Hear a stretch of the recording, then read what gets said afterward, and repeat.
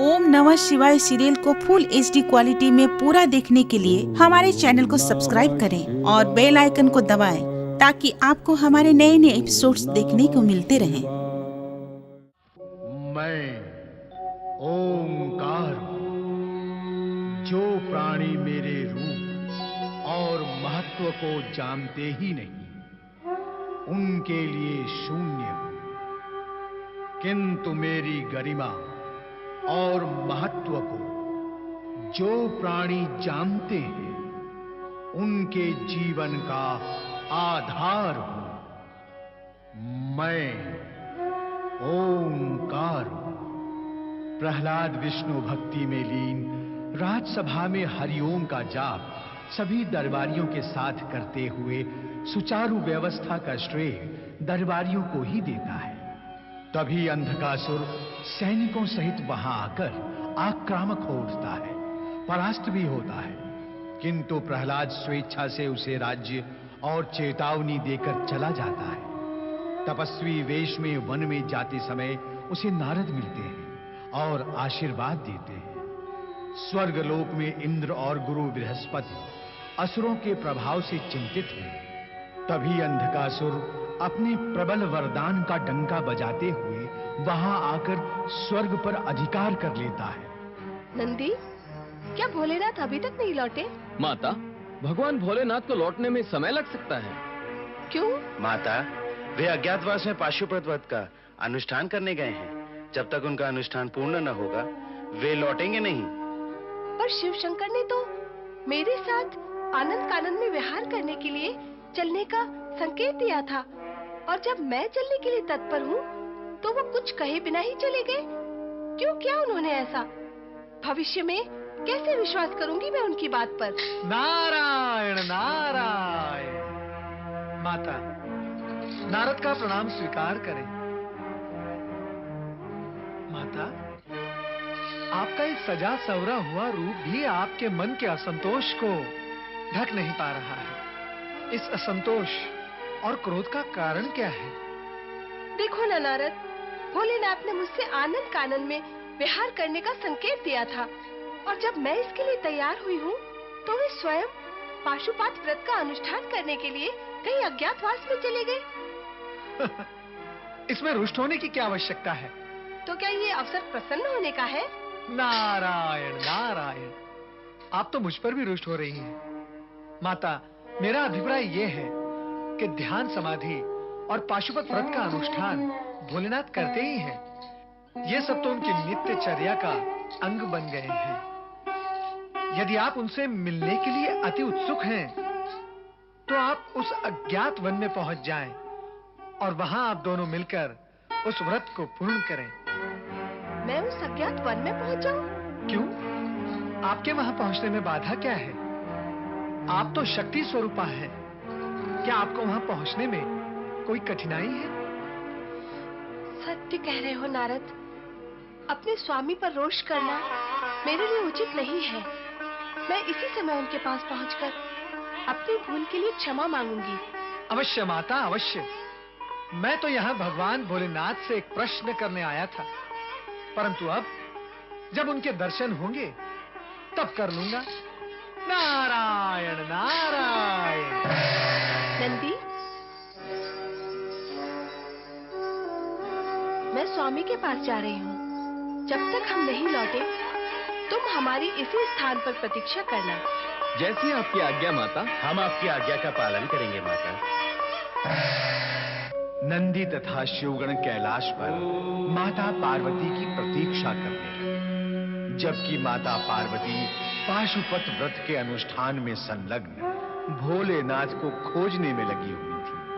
सृष्टि के नियंता जगत कल्याण के निमित्त समय समय पर ऐसे अनेक व्रतों का अनुष्ठान करते रहते हैं, किंतु रास रंग, वासना और भौतिकता में लिप्त प्राणी मन में दुर्भावनाएं रखकर जगत का अहित ही करते हैं। इस सत्य के अनुसार असुर वृत्ति के अंधकासुर का रात दिन अंधी वासना में लिप्त रहना स्वाभाविक ही था।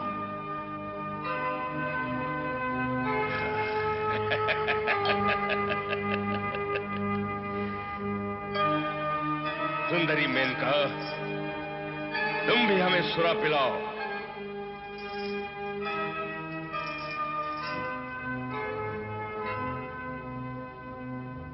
तुम्हारी सुंदरता ही कुछ अनोखी है।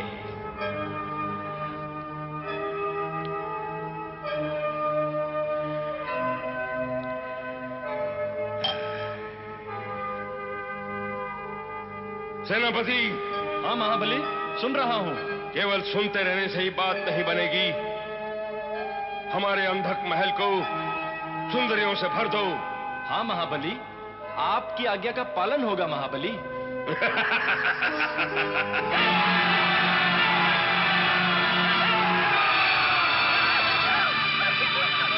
जाओगी कहाँ? अंधकासुर के सिपाहियों से बच पाओगी क्या? तुम लोग हमें पकड़ क्यों रहे हो? दैत्यराज की आज्ञा है कि सुंदरियों को उनके सामने प्रस्तुत किया जाए। धिक्कार है तुम पर और तुम्हारे दैत्यराज पर।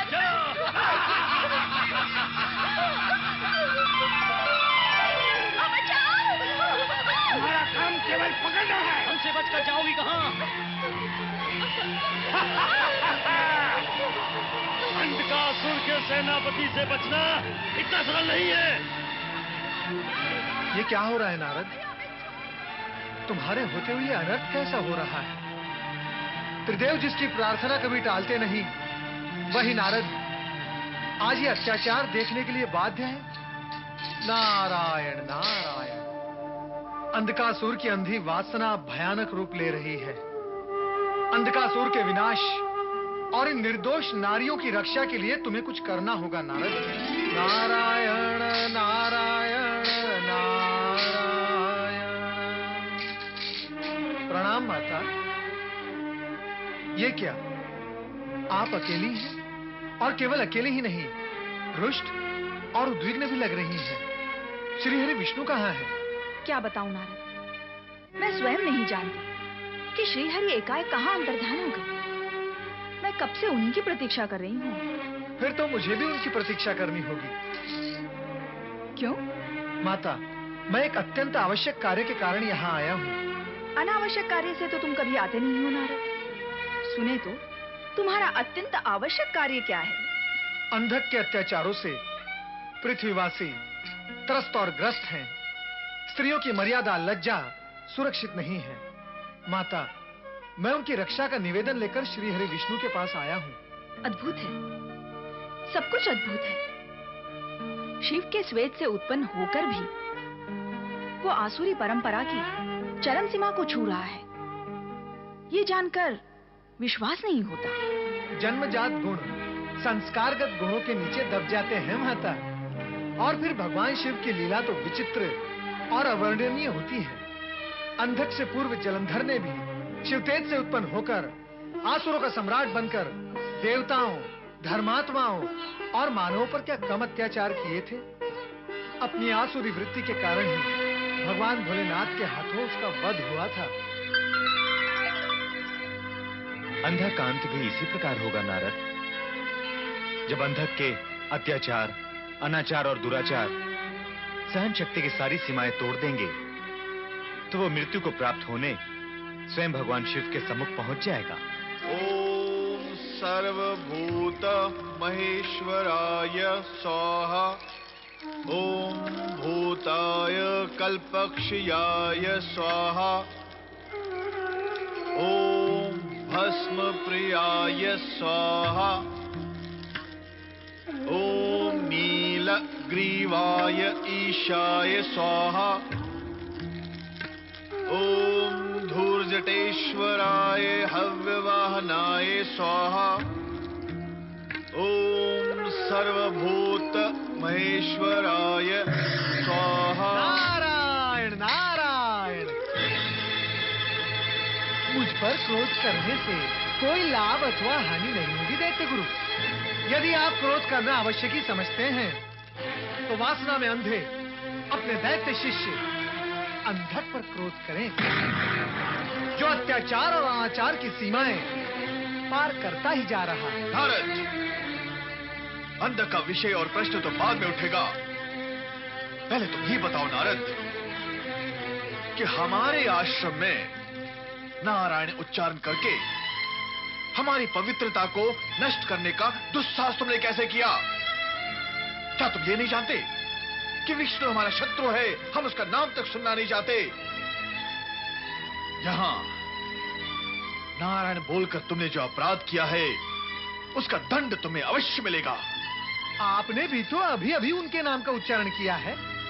अर्थात सर्वप्रथम आप स्वयं को दंडित करने की व्यवस्था करें दैत्य गुरु। यदि ऐसा करने में आपको संकोच है तो इस अपराध के लिए मैं अपनी ओर से आपको क्षमा प्रदान करता हूँ। और हाँ, श्री हरि विष्णु वो तो जगत के पालनहार हैं। वो कभी किसी से शत्रुता नहीं करते, परंतु जो उनसे शत्रुता करता है उसका विनाश और अंत निश्चित है। नारद, पुनः निवेदन करता हूँ कि मैं यहाँ आपको क्रोधित करने नहीं आया, अतः आप क्रोध ना करें। आप दैत्य गुरु, दैत्यों को पतन के मार्ग पर चलने से रोकना यह आपका प्रथम कर्तव्य एवं दायित्व है। दैत्य गुरु यहाँ सिद्धि प्राप्ति के लिए यज्ञ करते रहे और वहां दैत्य अत्याचार और अनाचार की सीमाएं लांघते रहे, तो क्या आप इसे उचित कहेंगे? कदापि नहीं। मैं तो आपको सूचित, सचेत एवं सावधान करने आया था। अब आप जो उचित समझें करें। अंत में इतना अवश्य कहूंगा, जो क्रोध आप मुझ पर कर रहे हैं, यही क्रोध यदि आप अंधकासुर पर करेंगे तो दैत्य जाति का कल्याण ही कल्याण होगा। नारायण नारायण।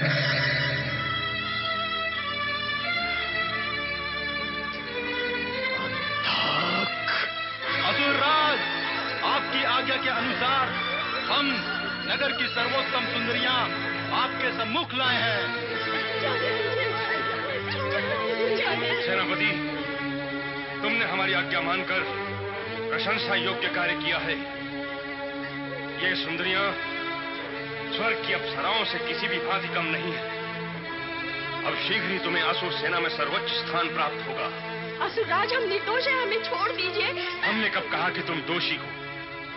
हमारा सेनापति दोषियों को पकड़ लाने के लिए नहीं गया था, वो तो हमारे लिए सुंदरियां लाने गया था। तुम सुंदरी इसलिए पकड़ लाया। अब जब पकड़ा है तो बिना कार्य पूर्ण किए ऐसे कैसे छोड़ दें? हम सुंदर हैं तो क्या ये हमारा दोष है? हमें जाने दीजिए, हमें छोड़ दीजिए। नहीं, बिल्कुल नहीं। मैंने तो तुम्हें दोषी भी नहीं कहा। दोष तो विधाता का है। यही होता है, रानी के दोष के लिए विधाता दंड देता है और विधाता के दोष के लिए भी प्राणी ही दंडित होता है। हमें जाने दीजिए असुरराज, हमें छोड़ दीजिए। अवश्य जाने दूंगा। विधाता के इस सुंदर कार्य को देखने परखने के बाद अवश्य जाने दूंगा। आओ मेरे पास आओ सुंदरियों। पहले मैं अपने राजभवन की तुम्हें शोभा तो बना लूं।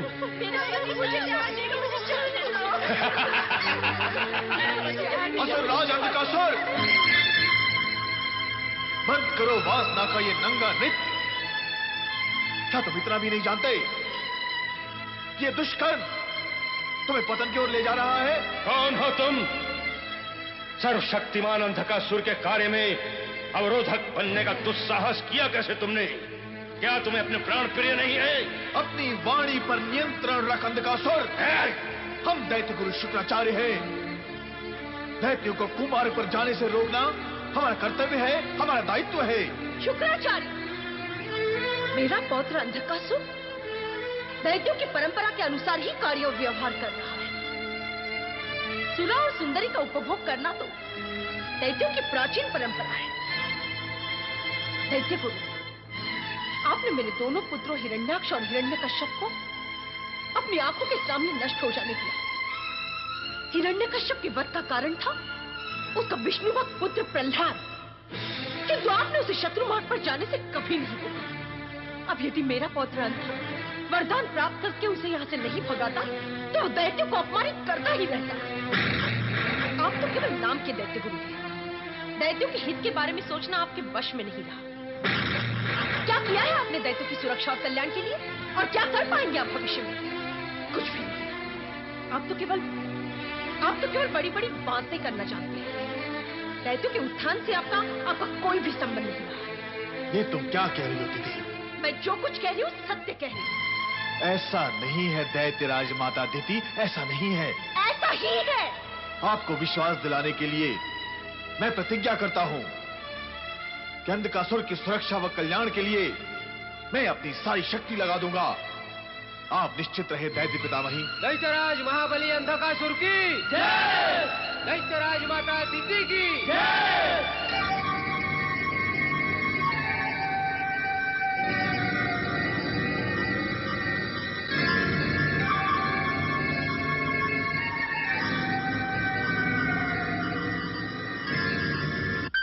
सेनापति श्यावक, मैंने तो सोचा था कि तुम्हें सेना में और ऊंचा पद दूंगा, असुर साम्राज्य में तुम्हारा मान सम्मान बढ़ा दूंगा, किंतु तुम तो निकर में निकले।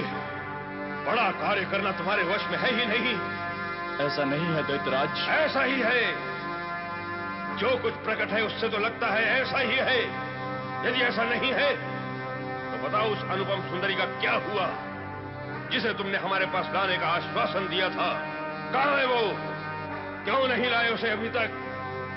वो क्यों नहीं आई हमारी बाहों में अब तक? कहो, क्या कहना है तुम्हें? दैत्यराज, ये सब करने के लिए समय तो लगता ही है। मैंने बड़ी कठिनाई से उसका पता लगा लिया है। कौन है वो और कहां रहती है? वो हिमालय पर कैलाश शिखर की एक गुफा में निवास करती है। उसकी रक्षा के लिए महाभयानक भूत पिशाच नियुक्त हैं। उसे पाना सरल नहीं है। ये कार्य अति कठिन है महाराज। सेनापति श्यावक, हम उसे इसी समय प्राप्त करेंगे। हम उसे प्राप्त करके ही रहेंगे। हम अपनी असुर सेना के साथ कैलाश पर आक्रमण करेंगे।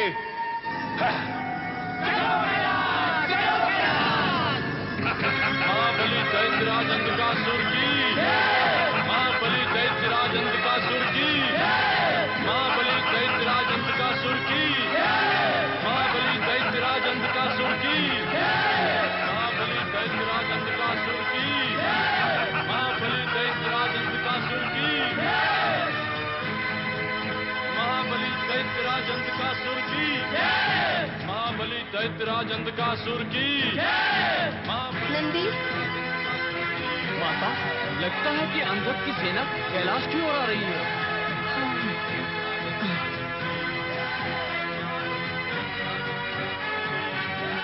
भगवान है नहीं, मैं क्या करूं? महाबली दैत्यराज अंधकासुर की, महाबली दैत्यराज अंधकासुर की, महाबली दैत्यराज अंधकासुर की, महाबली दैत्यराज अंधकासुर की। भोलेनाथ की अनुपस्थिति में मैं क्या करूं?